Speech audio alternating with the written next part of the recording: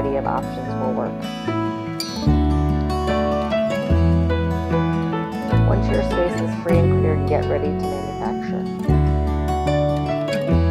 Set up all your raw materials that you need for each step.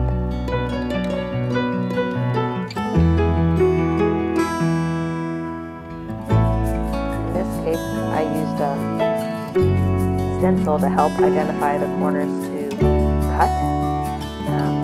There's a large variety of diameters that would work.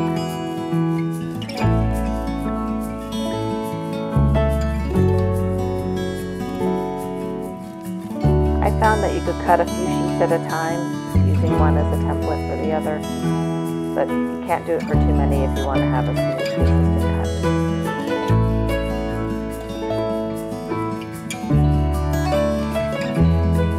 Next, preparing your elastic band. Adding some glue, a little bit of glue to each end will help it stay in place while you add a stronger mechanical bond of the staple.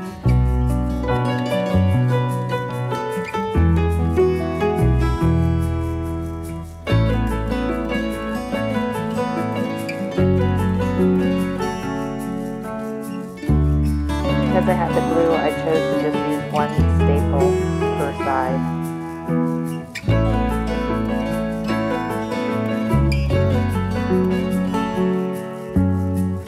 Next, you take your 7 to 8 inch piece of foam and add some glue to it to adhere it to the shield. You can add a name, you can add a saying, you can just add squiggly lines or straight lines. Here's my name. Attach it to the very top of the face shield.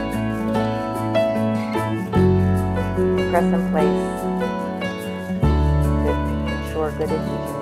And there you have it.